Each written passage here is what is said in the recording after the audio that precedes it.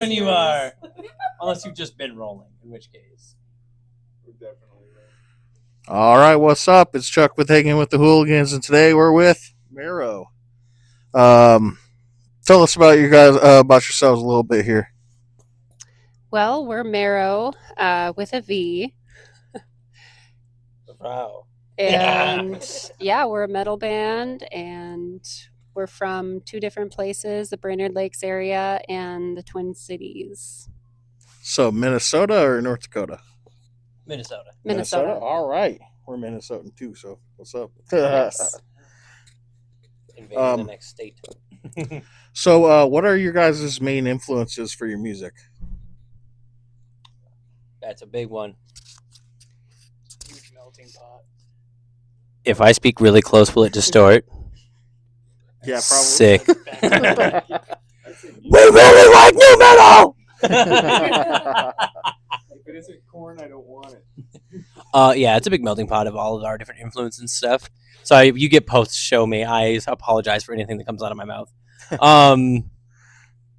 Anywhere from for my influence personally, anywhere from like the Cure to Deftones to Sylvain and atmospheric black metal types of stuff. And there's definitely pop punk hanging around there with like Paramore and stuff like that.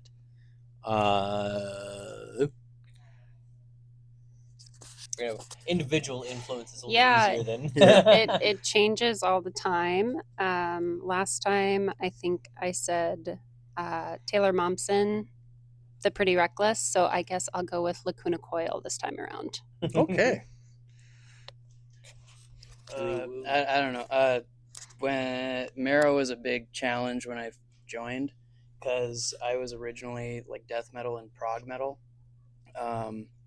Huge influence was always Protest the Hero, if you guys have ever heard of that. I could hear that actually. Yeah. Yeah, a lot of Protest the Hero, but then to go back to like early stages of starting drumming, definitely Slipknot, Joey Jordison, R.I.P.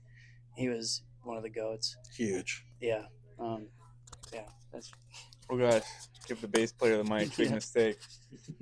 Oh man, influences for me, mostly unemployment.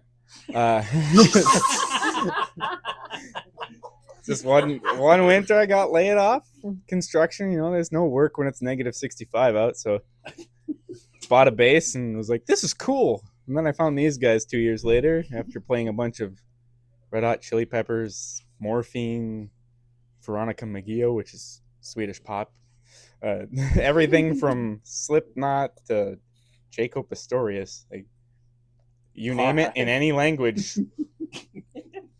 It's cool to me as long as it's made well. Brian, you play bass. Here's some black clothes. You're in the band. Yeah, pretty much. I think when I joined, I was using a DS1 as a distortion pedal because I never turned it on. Yep. The first time I used it, I'm like, wow, this sounds like garbage. Okay, so with your guys' song, actually, I didn't get the name of it. I just heard it was version 2. I was getting a lot of Volumes influence. You guys know what that band is? I honestly don't listen to Volumes. I'm trying to think of what version 2. Oh, hello. We were talking about Chris. Hello. No, I want to over distort the mic. Listen, I've seen Subway takes. Okay. Wait, this get clipped to something.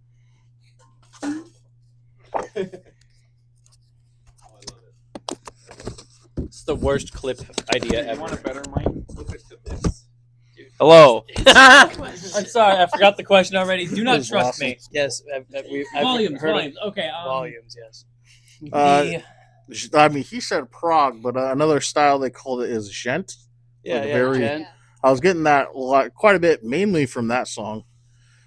But another one was like if the band Aiden went kind of goth for one different song. I don't know. You guys have a nice blend of styles there. Where I was like, oh, So growing up, Aiden was a band I listened to quite a bit, actually. A buddy of mine showed me.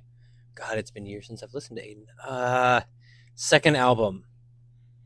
Well, of course, we got that movie with the dolls. We Live Forever, right? What's the big track off that one?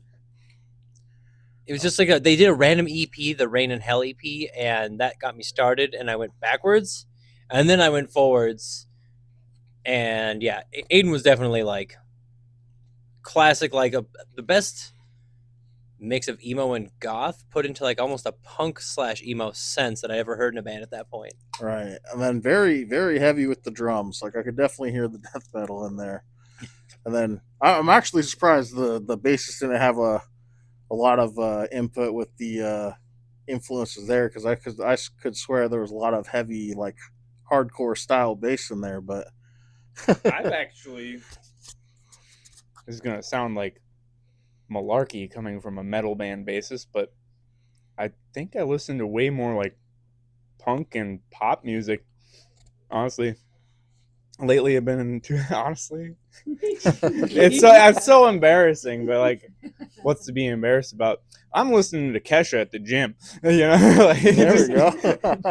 just having a good time, and it's a rhythm section. You listen to the rest of the music, and you just Oh yeah. fit the space. Can I, can I will say this man has pulled up, and you can hear Katy Perry last Friday night blasting from his Dodge Dakota truck. I can see that. I think the cool thing about Brian not having a ton of metal influence is the fact that he makes our metal a lot more fun. Yeah. He dances and grooves, and yeah, it's always fun to listen to how he does it with the vocals, and they're always kind of like in sync with each other. Agreed. Yeah, definitely. Definitely got that tonight. Seems like quite a bit of fun on stage. So tell me a bit about what it's like being a band like this in the Midwest and how the scene works. You know, how far you guys got to drive for shows, and you know how easy or hard it is to book shows. It's a lot of work and a lot of effort, but we have 4 people in this band who are very willing to do it and put the work in, and it's all for the love of music in the community. Perfect. And then are there? Oops, sorry. No, you could. We got like 4 members in 3 zip codes. And Brian really wants this. I would like to personally thank whoever invented cruise control. Yes. Seriously. I want to buy that dude a taco. I mean, statistically speaking, like our situation doesn't work out, but we love it so much that we keep it going. I mean, me and Brian were based out of the cities, and then these two are 2 hours north of us, and we go to them weekly. We make it work, you know. Everyone's putting in the work. It's hard, like Paige just said, but we do it because we Oh love yeah, it. all that gas. And being with the booking side of things, I do a lot of the booking, and since Paige and I specifically are central, we are actually at almost a perfect center point because we're 2 hours from Minneapolis, 3 hours from Fargo, 3 hours 40 minutes from Grand Forks, 2 hours to Duluth, 1 hour or hour and a half to Bemidji, hour to Grand Rapids. So we have this perfect circle that we can just grab just in that alone. So I don't know, and it's interesting the different types of scenes that you see even from Minneapolis to Duluth, because Minneapolis is one of those scenes that's a really strong community with how its music scene works. There's solid people that have always been there, will always be there for you, and it just kind of depends on what's going on in town. Like, you know, sometimes it'll be great, sometimes you'll have 15 people in the room, and that's not a bad thing. I'm happy to play to anybody. Fargo has a totally different atmosphere to it, where I don't think there's one time we've played in Fargo where the room wasn't at least 50 to 75% packed, and everyone there, they just love it. They love being at shows, they love being in the community, and we are new to Grand Forks. So tonight, this is the second time we played here in the span of a month. We played last month and this month, and I think I saw at least 6 to 10 familiar people from the last one. Oh yeah, they showed And back up. yeah, Okay. man behind the camera, even like a lot of people showed back up and a lot of new people here. So it's really cool to see all these different scenes just 200 to 300 miles apart from each other, and it's not that far. So I don't know anymore. All the adrenaline's starting to come down now, so the menace side of me is lowering. All right. Well, then, tell me what's next for Mvrrow then. Ooh, more music. Lots of music. Yeah, we have a release coming out. I suppose it'll be out by the time this goes out. So we will have released Sweet Dreams, and that's just a cover. And I guess we're really proud of this cover because we made it our own. Oh, I agree. Yep. Yeah. I heard that tonight, and it's just very unique to your guys' style. Thank you. It's so fun. All right. Well, is there anything you guys would like to plug, or any upcoming shows? I mean, it sounds like you guys do have a release coming up somewhat soon. So yeah, we got that release. We're back in the studio, but we have this little guy to talk about. This is this bear. It's called the Forever Bear. So, we are sponsored by the Pole Children's Foundation, and they are a foundation that's based on. It's for families that have lost loved ones to illness or suicide and things like that. They're there as kind of the help you through to the next step, kind of be there for you type of group. The Pole Children's Foundation does work directly with 988 as well. Different types of sponsorships, different ways to try to help the community and get all of that. Huge. Yeah, that's. Would you like to add to that?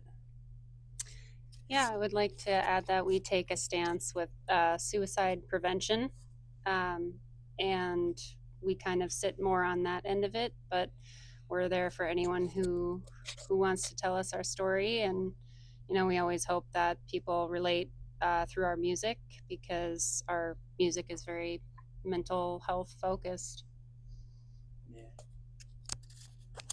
Yeah. Pole Children's Foundation means something different to all of us, which is why we took it on, with open arms. Mental health is not just important, but for some reason very taboo for people to talk about. Not enough people talk about it. That is true, yes. They don't. So we find it to be a very powerful force behind Mvrrow. Keep it going. There's more than a reason than just the music. And music is, reason enough, but this just adds to it. So, yeah. Very inspiring. And of course, you guys have upcoming music. You guys have a foundation you guys work with. Is there anything you guys want to tell like your audience or your crowd, the crowd or anything? Come up to you guys, or anything that any final words basically? Well, we are signed to Obsidian Cult Records, so you can find us over there. And yeah, we just love each and every single one of you, all of your stories, and the amount of times people have told us that they relate to our music in different ways is really inspiring and really powerful, and it keeps us going. I was gonna be goofy. Gonna pass that. Just say like hi. You made me feel bad. Just say hi. We're always willing to talk to you guys. You can find us at the merch table after each show. We're nice people. We're your typical, Midwesterners. Oh yeah. Oh yeah. Stay awesome and tells your folks I says hi, won't ya? Oh, actually, you should bring the bassist Skittles. Apparently, there's hearing something about that before you guys started playing. Yeah. So, if you bring the bassist Skittles, he actually goes into turbo mode by mid set. So Red 40. all right, so this is Mvrrow.